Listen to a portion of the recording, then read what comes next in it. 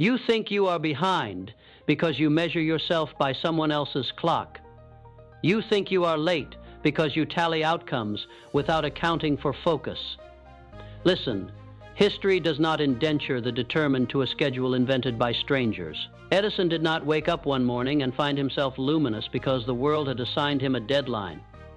He made a chronology of experiments and forced time to pay attention. Lincoln did not win by being earlier than his rivals in talent. He won by refusing to let distraction set the terms of his attention. The truth that feels brutal is also liberating. You are not late. You are merely fragmented. Your life is a great ledger of intentions.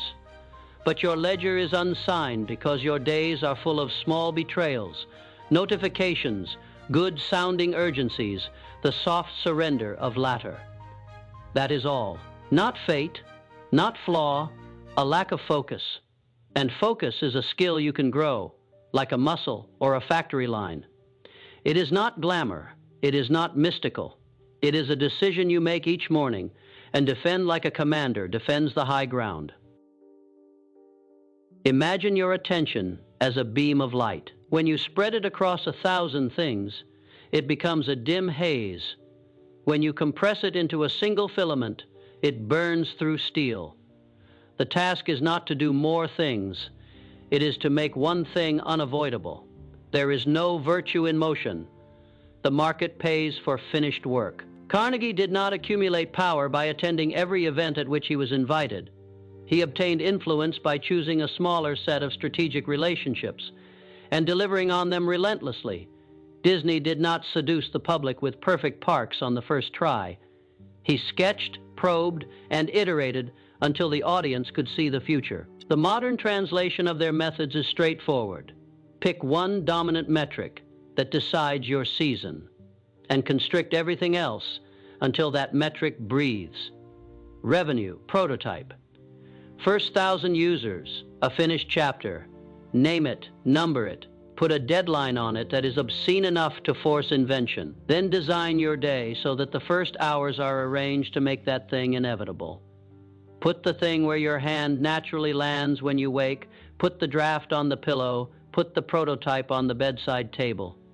If your environment requires you to choose between scrolling and doing, you have already lost.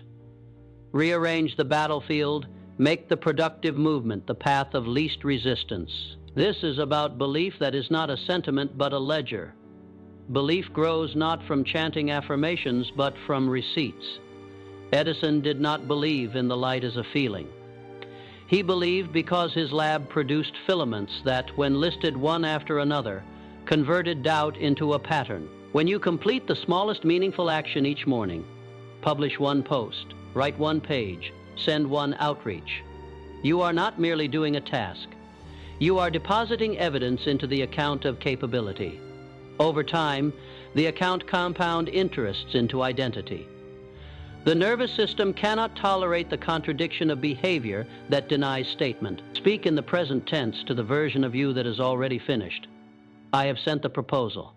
I have shipped the demo. I wrote the page. Language arranges the brain. Use it like a tool. Napoleon Hill taught that autosuggestion programs destiny. The modern practice is to read a 5-sentence completion narrative aloud. Before you check your phone, describe the result with sensory detail. The receipt of the first payment, the headline that hits the feed, the look on the client's face. Your mouth moves the mind. Your mind marshals movement. Clarity kills procrastination. Vague goals are permission slips for distraction. Saying, "Work on my project" is the warmest of compromises. Saying, "Finish the first 1,000 words and email them by 9 a.m. is a legal instrument. The brain seeks routes. Give it a precise route. Reverse engineer outcomes into one dominant morning task. Everything else is optional. If your quarter hinges on conversions, ask concretely, how many calls, which pages, what message, reverse engineer, until you have an action so small you cannot rationalize delay. The great inventors did not scatter energy. They concentrated it until the improbable yielded. Focus is concentration with an address. Without a destination, your concentration is wasted. Discipline is not martyrdom. It is architecture. The person who says, "I lack willpower," has yet to design a system that makes willpower unnecessary. Ford did not rely on heroic bursts. He built assembly lines that moved cars independent of mood. You must design rituals that reduce choice and therefore resistance. A 2-hour morning block with no notifications, a ritual sequence, hydrate, 2-minute breath, 5 lines of writing. The single hardest call becomes a covenant you rarely argue with. Use symbols. A lamp only lit for production, a jacket only worn when shipping, a notebook reserved for first drafts. These are not superstition. They are cues that root physiology. The body learns patterns. Make the pattern one of finishable acts. Sacrifice is not the point. Sacrifice with an expiration and a return is: give up distractions for a season in exchange for the compound interest of finished work. Action must be artisanal and aggressive. Ship ugly. The fastest teachers are the market and the public. They care nothing for your intentions. When you present a rough prototype to real people, the friction between fantasy and reality sharpens your work faster than any private polishing ever will. Edison did not hide his failures. He published them in lab notes and iterated in public. Make your experiments small, measurable, and quick. Launch to 100 people, gather behavior, and iterate by noon. Speed of iteration compounds into narrative, and narrative creates leverage. The difference between a hopeful person and a maker is evidence. The maker has receipts. Make yours visible. Gratitude is not a soft appendix to this program. It is fuel. Carnegie's generosity was strategic. He thanked, introduced, and then reaped returns in loyalty and obligation. Begin your day by naming 3 tangible assets. Someone who answered your email, a skill you can execute yourself. A small savings account. Attach action. Thank one person publicly. Ask for feedback. Introduce 2 people who should meet. Gratitude transforms scarcity into capital. It converts the things you already own into leverage. The best makers are generous because they know favors compound faster than brochures. Adaptability is not a personality trait. It is practice. The market shifts its rhythms overnight. Your advantage is how quickly your loop can pivot. Use the first hours of the day as a laboratory for small forced changes. Try a new headline, test a different price for a week, switch mediums for 2 weeks. Small controlled experiments reduce the risk of catastrophic bets and build a muscle for pivot. The person who survives unpredictability is not the most clever, but the most practiced at altering course with data. When a setback arrives, respond with triage, an hour for emotion, a day to analyze, a week to test correction. Make recovery a process, not a prayer. Learning must be active, not ornamental. Read like a scientist. Extract a single hypothesis from your reading, then convert it into an experiment within 7 days. Teach what you learn the next day. The fastest mastery comes from the cycle of ingest. Apply, teach, iterate. Disney's early sketches were lessons taught to patrons who provided brutal clarity. Use your audience for the same honest mirror. Knowledge without application is vanity. Deploy learning immediately as a lever in your work. Resilience is built in small repairs. When plans break, the difference between those who recover and those who sink is speed and method. Document failure. Index variables run a corrective within 48 hours. Lincoln survived public scorn because he turned loss into annotated lessons and re-engaged with purpose. Edison cataloged each filament's failure and let data do the grieving for him. Make your recovery a procedure. Feel, analyze, test, publicize. The public note is important. Share what you learned, what you will try next. That act of public repair shortens the life of shame, and accelerates learning. Your identity is forged in the micro actions you repeat. If you want to be a writer, make the first act every day be writing. If you want to be a founder, make the morning move be outreach. Identity is not declared with slogans. It is accrued in the small daily votes you cast. Keep a ledger. Collect receipts. The market pays those who finish, and finishing becomes a social credential. You are not behind because of an abstract race. You are behind because your votes are scattered. Concentrate them. Make the smallest possible move right now that yields a visible receipt. Put it on the calendar. Make it public to one relentless witness. And then do the work that proves you are not late. You are simply ready to focus.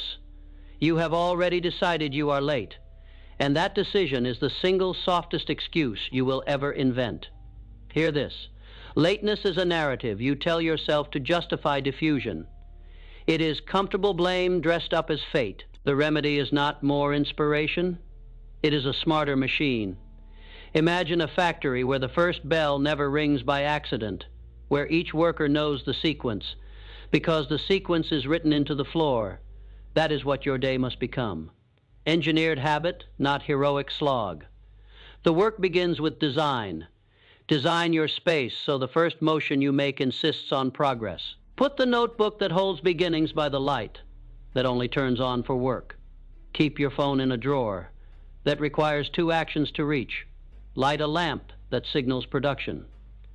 These small constraints are not theatrical. They are architectural. They remove argument. Every obstacle you remove is energy reclaimed for concentration. When the body meets fewer choices, the mind invests in the one that remains. Language remains your surgical tool. Words form the scaffolding of action. Replace fuzzy verbs with contracts. I will try evaporates on contact. I will ship by Friday rings like a bell, summons supporting behavior, and constrains future excuses. Napoleon Hill taught that suggestion programs the self. Now use that insight with tactical grammar. Read your completed day statement aloud in the first hour, the headline written, the email sent, the prototype live. Make the statement unembarrassingly concrete. The voice that says the work is done will prompt the body to arrange itself to avoid cognitive dissonance. The mind prefers consistency. Use that inertia to carry you. Public friction converts intention into currency. Make promises that cost you something if you fail. Tell one uncompromising person the exact deliverable and the time. Put money on the line. Set a live reveal. Pin a progress thread. When your intent is visible, your allowance for excuses shrinks because others now expect proof. Carnegie didn't build influence by private hopes. He did it with public introductions that created social obligations.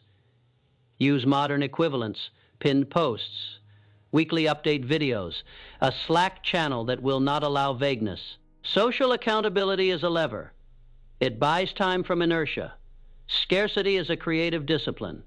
When everything is possible, nothing is chosen. Limit your projects. Limit the platforms. Limit the people you will say yes to this quarter. Constraints focus attention into a beam that will cut through complexity. Ford constrained model choices until production systems could scale. The limit produced quality and predictability. When you practice scarcity on purpose, you force your imagination to invent within pressure. And that's where genius is often found. Choose poverty of options and richness of execution. Turn fear into a data set. Fear will tell stories of catastrophe to keep you safe in the harbor of the present. Do not argue with it. Interrogate it. Ask, what is the actual probability? What variables can I control? What is the smallest experiment that will expose the truth? Then run that experiment in public, small and visible. If you fear a failed launch, offer the product to 100 real users at a low price and measure behavior. If you fear ridicule, ask 3 strangers for blunt feedback and listen without defending. The monster of fear collapses under evidence. Courage is not the absence of fear. It is data gathering while your palms sweat. Teach the practice of repair. Failure is inevitable. Collapse is optional. When a project derails, do not dramatize, triage. Spend the first hour reducing emotional load, breath, walk, a public note that owns the failure and states commitment to learn. Use the next 48 hours to index what happened and design one corrective test. Edison's notebooks are a catalog of indexed failures. His genius was in making failure legible and therefore useful. Lincoln wrote down losses and rewrote his strategy. Make your recovery fast and public. That shortens the duration of shame and accelerates feedback from others who now know you are honest and teachable. Make learning surgical. The person who reads for comfort will never win the field. Read like an engineer. Extract one hypothesis per chapter and test it this week. Convert reading into a small action, an email, a prototype, a short post. Then teach the result. Teaching forces clarity and exposes holes faster than private rumination. Disney iterated with patrons. The market became his laboratory. When learning is immediately converted into application and shared publicly, your rate of mastery multiplies. Design rituals that mark transitions. Symbols accelerate habit. A jacket you wear only to ship. A lamp that is lit only for deep work. A pen reserved for first drafts. These items cue the brain to shift identity. The ritual need not be elaborate. It must be consistent. Over time, the signal will bypass argument and trigger action. The person who wears their ship jacket 3 times a week finds the body anticipates producing. Ritual reduces friction and compresses willpower. Choose masters, not comforters. Your friends should be selected for the friction they provide. Masterminds are not praise parties. They are accountability engines. Seek peers who will ask difficult questions and will not let you hide in plausible sounding excuses. Napoleon Hill's mastermind principle is modernized as curated pressure, a small group with the discipline to demand receipts. Surround yourself with people who will inventory your commitments and ask for proof. Make micro deadlines the backbone of your calendar. Big goals live or die in the marrow of daily acts. Break quarters into weekly bets and days into non-negotiable blocks. Schedule the hardest work at the start of your day when the mind is least taxed by social friction. Use time-boxed sessions, 40 minutes on, 10 off, to maintain attention without burning out. The rhythm matters. Attention is a muscle that strengthens with practice and recovery. The person who rhythms their day builds predictable momentum. The person who drifts is diverted by other people's urgencies. Value the ledger of receipts. Keep a visible record of what you finished. A public weekly post, a pinned thread, a shared folder with artifacts. These become the evidence. Others trade on, people invest in those who deliver proof. Your ledger prevents self-deceit. The nervous system prefers consistency.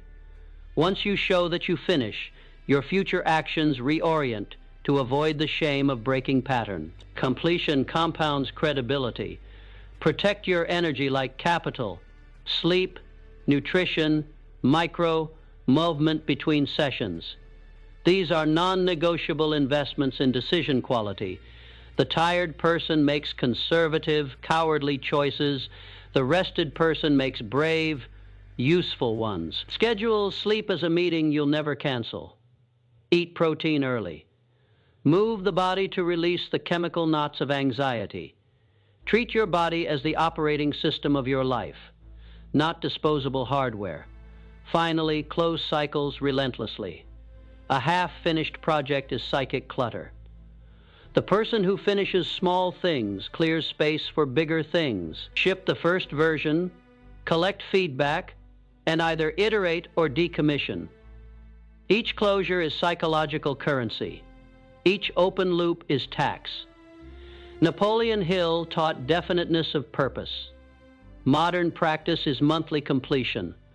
Close one thing today that you have been avoiding. Make it public to one unkind witness. Do it early. Do it again tomorrow. The accumulation of these tiny finishes will transmute you into someone the world consults, invests in, and follows. You are not behind.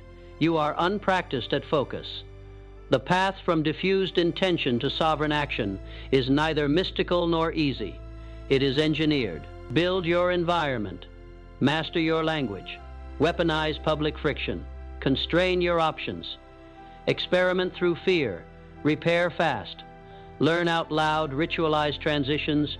Choose sharp peers. Schedule micro, deadlines. Protect your energy and close cycles. Do this with the stubborn precision of a craftsman and the impatience of someone who knows time will not wait. The race is not to the early bird, but to the persistent maker. Focus is not a personality trait. It is the muscle you train by winning the small minutes over and over. The world does not owe you mercy for wanting. It trades in receipts. Get started. Make one small, visible, finishable thing unavoidable this morning. Put it on the calendar. Tell someone who will demand the proof, and then do the work that proves you are not behind. Only finally focused. You are not behind. You are simply at the edge of a new protocol, and the switch is within reach. Imagine standing before a control room with 1,000 unlabeled levers. The frightened person fiddles, hoping one will light. The practiced person knows which 3 to pull first. That knowledge is not magic. It is accrued through method. Method is the antidote to panic. It asks you to trade theatrical angst for surgical sequence. Decide, design, deploy, document, and do it again. Think of Edison's bench, cluttered with glass and wire. Each failed filament a data point keyed into a system. Think of Ford's factory, where 1,000 small, identical actions stitched into a car. The grandeur of their success is not in brilliance alone, but in the relentlessness of their mechanics. You are not short on potential. You are short on a machine that translates intent into outcomes. Build that machine. Start with a ruthless inventory.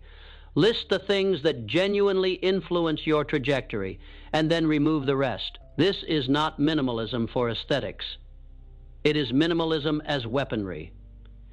A single focused agenda executed repeatedly is a siege engine. A dozen shiny projects are a parade that never reaches the city. Constrain choices with intent. Reduce your tools, not for scarcity's sake, but to force clarity of thought. The painter who limits his palette discovers color. The entrepreneur who limits his features invents simplicity. Constraint compels invention. Make it your friend. Then make proof unavoidable by publicizing small wins. Publish the ugly first draft. Send the imperfect email. Announce the soft launch. The market will tell you what to keep and what to kill faster than private contemplation. Edison wrote his failures into lab books because public record prevented myth. Making, Lincoln commented aloud on mistakes because the act of naming them shrunk their power. When you display what is raw, you invite correction, and correction is the engine of refinement. The faster you seek feedback, the less you will be seduced by the siren of self-righteous perfection. Language will continue to be your operative tool. Replace abstract resolutions with sensory contracts. Rather than saying, "I'll build my habit," say, "I will ship page 1 of chapter 1 by 9 a.m. Monday, and I will post a screenshot in the morning thread." Make your promises visible in time. Stamped, speak in deadlines, quantities, and deliverables. This is not a theft of poetry. It is an act of translation. The world responds to what can be counted. Napoleon Hill taught men to speak the future into being. Today, you must speak it into a calendar that will not be bribed by excuses. Treat fear as intelligence to be gathered, and then ignored if useless. Fear whispers consequences to paralyze. Your job is to convert those whispers into parameters. Ask empirically, what is the worst pale outcome, and how soon does it decay into normalcy? Then test a sliver of exposure. If the unknown is an ocean, wade a single arm in and watch the reaction. The first small test yields information that fear cannot invent. Off and The imagined disaster is a sound stage with no audience. Courage, therefore, is not the annihilation of fear. It is the discipline to act, while fear enumerates the horrors. It is the choice to gather evidence despite trembling. Build a daily ritual that is so uncompromising it becomes a law you obey. Rituals are not superstitions. They are pre-commitments that remove argument. An early lamp you light only for the first work block. A pen kept for beginnings. A jacket that signifies shipping. These are small but brutal techniques. They cut the internal debate off at the pass. When the world tempts you to negotiate with yourself, the ritual will already be underway. The body prefers pattern. Give it a pattern that produces finish. Invest in taught resilience. Resilience is not stoic endurance. It is a curriculum you teach yourself. Create a recovery checklist that you follow when things break. 5 minutes of emotional reset, a 30-minute objective review, a 90-minute corrective sprint, and an outbound communication that summarizes learning and next steps. Publish that note. When you make repair public, you reduce shame and invite collaborators to help fix what you will no longer pretend is perfect. Edison never hid his mistakes. He indexed them. Lincoln never mourned forever. He cataloged lessons. When resilience is procedural, setbacks become material for construction rather than demolition. Learn with the intention to teach. The fastest way to know something is to try to explain it aloud. After you read, write a 2-paragraph summary and then transform that summary into a single test. Share the test. Observe the result and teach the lesson back to your circle. This loop, ingest, output, measure, teach, is the engine of competence.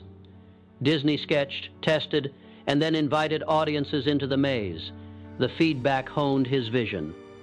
Use your audience like an apprentice. Let them sharpen you. Choose your companions with ferocity. People are gravitational fields. Nearby masses alter your trajectory.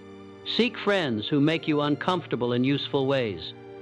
Those who will demand clarity, who will challenge convenient narratives, who will refuse to be swept by your excuses. Masterminds are surgical teams. They do not exist to flatter, but to file down your rough edges into tool. Ready steel. If your circle is a mirror, make sure it reflects critique as well as praise. Honor your body because it is the instrument through which all enterprise passes. Schedule sleep as a non-negotiable meeting. Eat to sustain clarity, not merely pleasure. Move to break chemical stiffness and reset cognition. Treat your health like operational infrastructure. If the server is down, nothing runs. The rare nights of heroism are not a sustainable strategy. Longevity in creative work is an infrastructure project that begins with daily systems for rest and recovery. Finally, make finish an identity. Identity is not a proclamation. It is a ledger of repeated acts. Vote for the person you want to become in small increments. One completed page, one launched experiment, one honest public update. Each finished act rewires expectation. Your expectation. And the world's Napoleon Hill spoke of definiteness of purpose. The modern practice is to define purpose down to weekly deliverables and to honor them. Do this until people stop asking whether you will finish and start asking when you will reveal the next thing. Let your ledger be loud enough that it creates invitations without pleading. Now, act as if time were a currency you cannot borrow. Put one small finishable task on your calendar for tomorrow morning. Tell one person who will not accept a story. Design a ritual that makes neglect more inconvenient than production. Constrain your options until invention becomes the only path. Run a tiny public experiment that will either reward you with data or teach you what you need to abandon. Do not ask for permission. Do not wait for inspiration. And do not cultivate sentiment in place of strategy. The race is not to the early bird. It is to the focused maker who builds a machine for finishing. This is your summons to stop apologizing for scattered attention and to begin engineering focus with the ferocity of someone who understands that history loves the persistent, not merely the passionate. Let the lamp burn, let the pen move, let the ledger fill. When the small receipts multiply, the world will begin to move toward you. You are not behind. You are waiting for a method. Here it is. Use it.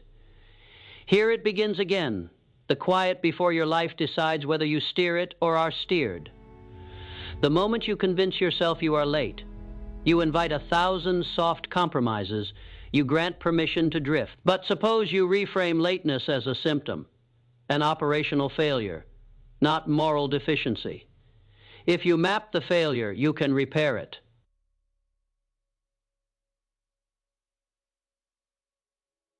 If you treat scattered attention as a leaking pipe, you stop apologizing for the wet carpet and you call a plumber. The cure is not motivation.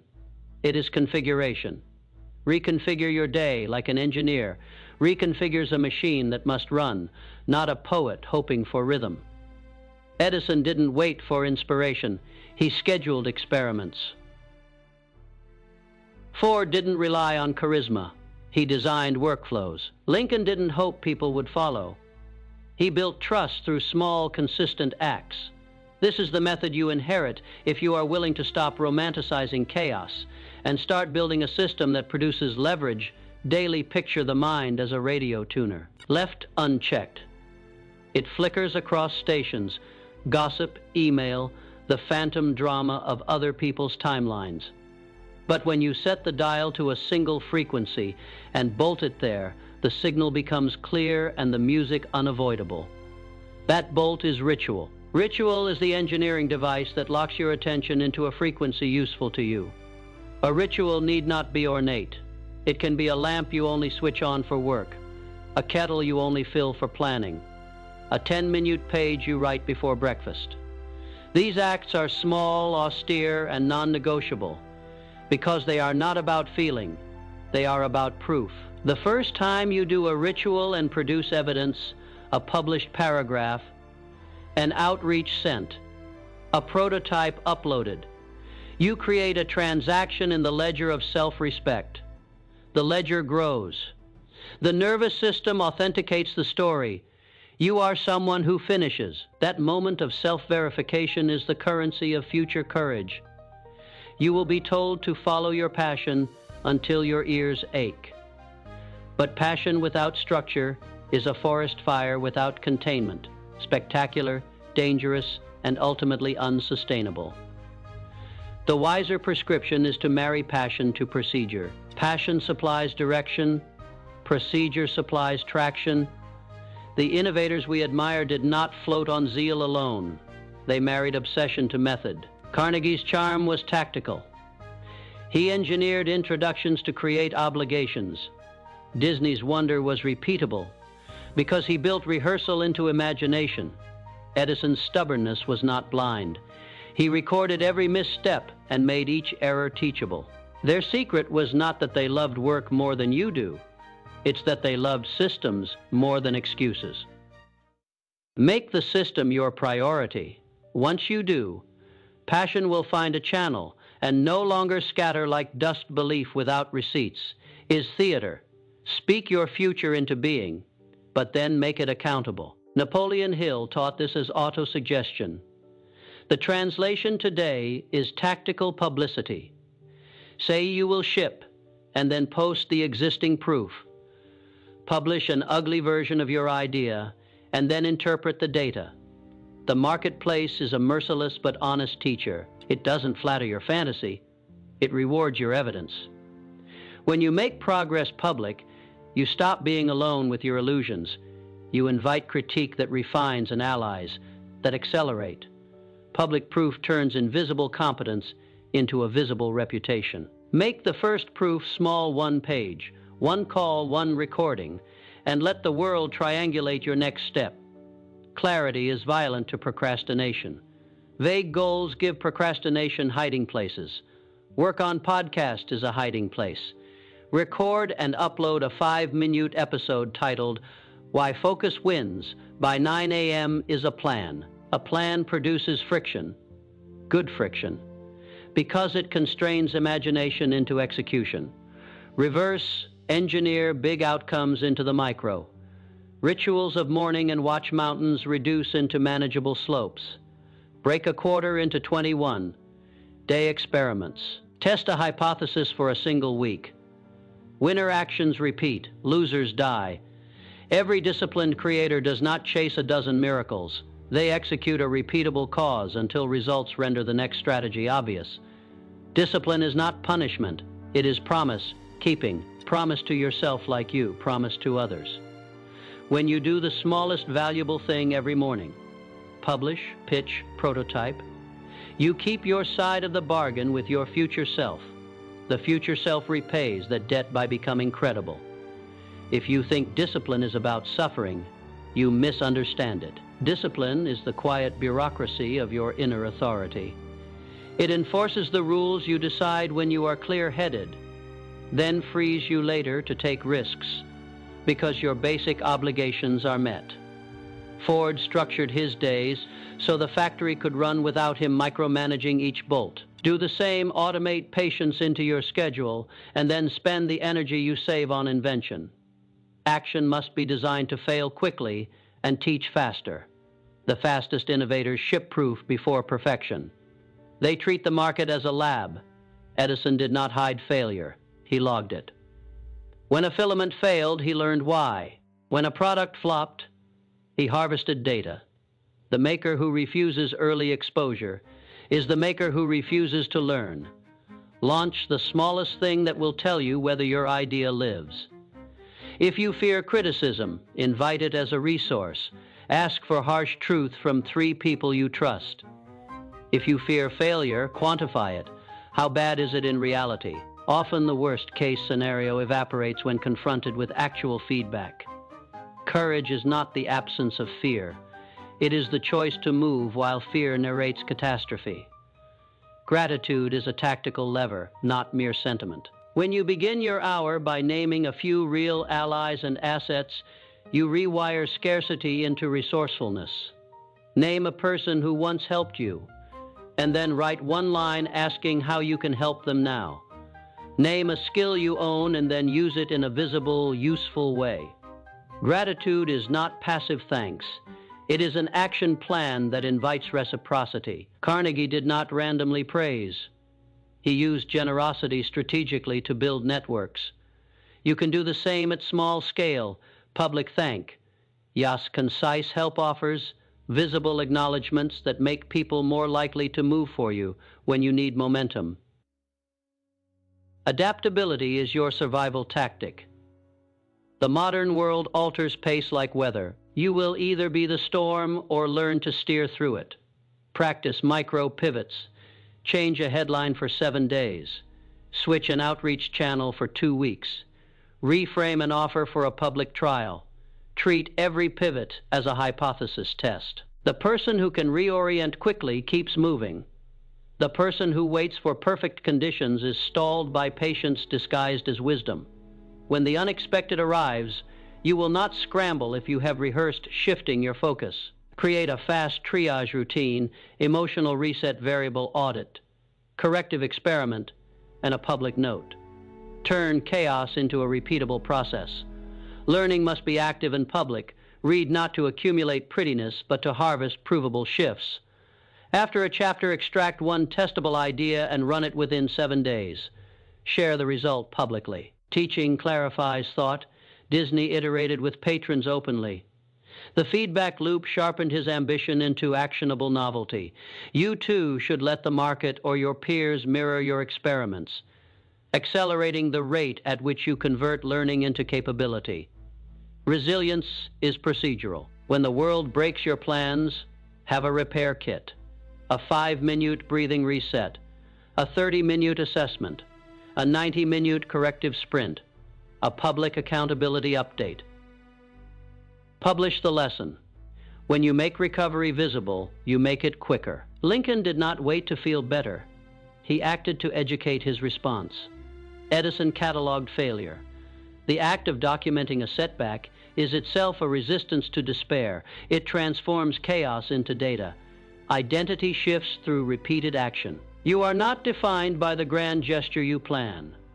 You are defined by the small acts you repeat. Want to be a leader? Lead one small team through a tangible result this week. Want to be a creator? Publish one piece every morning for a month. Your identity will follow the receipts you leave behind. The world responds to proven behavior, not hopeful intent. When you begin to produce, people will stop asking whether you can and start asking when you will deliver again. So now, do this tonight. Pick a single, absurdly specific, finishable thing for the morning. The kind that can be shown in a screenshot, a link, or a signature. Hide your phone if you must. Light your ritual lamp. Set a 2-hour block and tell one uncompromising person that you will post proof by a precise time. Make the cost of failure personal and visible. Wake, execute, publish. Do it until the habit is undeniable. Each morning that you produce is a vote that composes your future.